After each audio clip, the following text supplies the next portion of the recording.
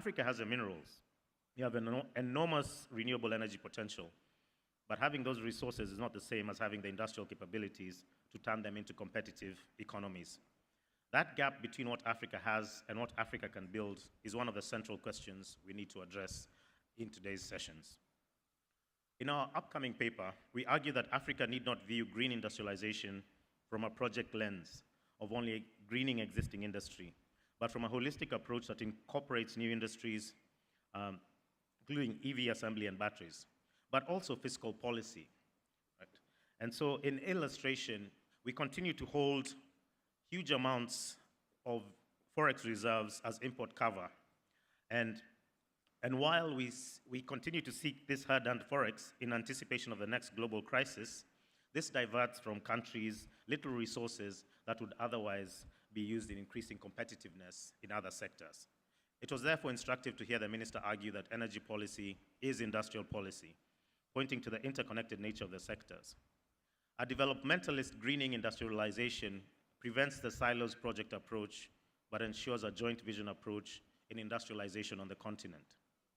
Firstly, green industrialization should be viewed not simply as a programmatic compliance with global and regional climate compacts or treaties, but as part of African countries' industrial policies for the structural transformation of their economies.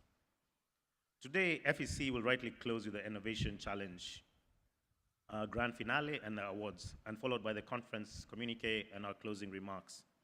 Yesterday, we named the problems with clarity and honesty. Today, our task is to just be as honest about the solutions and bold enough to commit to what needs to change. I want to once again thank our hosting teams, partners, sponsors, and all of our FEC supporters for being here and for contributing to these critical conversations for the continent. Thank you.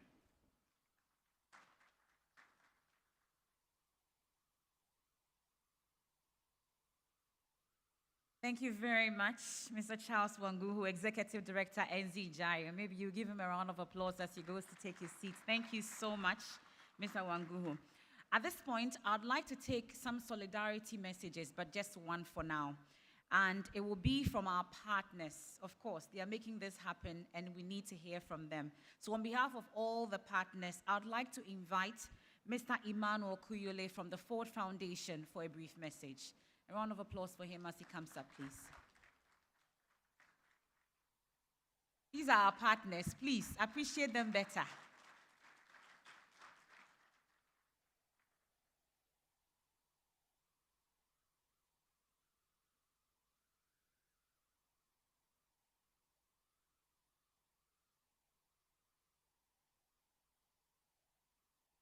Good morning once again, and to all the partners, please, I didn't arrange for this. I'm not sure that I'm capable to speak for all the partners.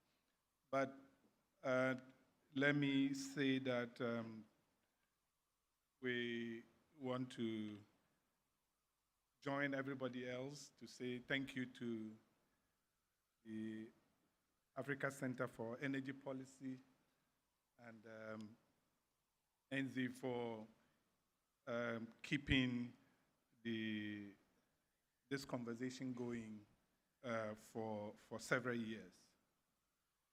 I think, as was said yesterday, the theme is quite appropriate and very, very timely. In the solidarity message, what I would want to say is that I've been reflecting about a couple of things, but also about yesterday's conversation. And given that we are seeking to take advantage that the energy transition presents in a lot of the conversations that we had, we, at the Ford Foundation, we believe that true industrial transformation, as many have already said, is not measured by megawatts or capital expenditure alone. It is measured by how well it dismantles the historical structures of exclusion. So powering Africa's future competitiveness will require us to move beyond a purely technical lens of decarbonization. And I think this was made very clear yesterday. And instead, embrace a framework of energy justice. What will that mean? It will mean a lot of things. A lot of data was thrown to us yesterday, and there were quite a lot of figures. But progress is not quantified by outputs alone, but by the fairness of its reach and the agency granted to citizens, particularly those who are underserved and the vulnerable in our society. So one of the things that will be important as we reflect on day 2 is how we take advantage, particularly for those of us in Africa, the opportunity this moment presents to rethink the models that we have and the framework that we have. And this is important because I think, and I don't know whether this was just me, as I listened through yesterday, I felt that implicit in some of the assumptions that we were making was that the frameworks that we have and the models we have are good enough. And they also address some of the structural weaknesses that already exist. But I think we have to confront one thing, which is that the extractive economic model that we have in Africa, which is very centered on profits and prioritizes profits over nature and people, is very problematic. That's one of the structural problems that we have. And if we don't confront that, it will be very difficult to move forward.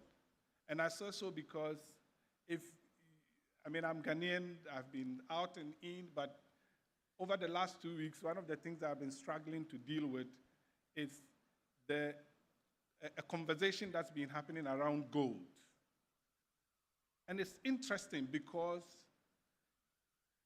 from my perspective, whether it's a government making laws or not making laws, the underlying problem or issue really is how do we make our governments have greater control of natural resources and make it very central, in using it to address questions of balance of payments, currency stabilization, and industrialization. That's at the core of it.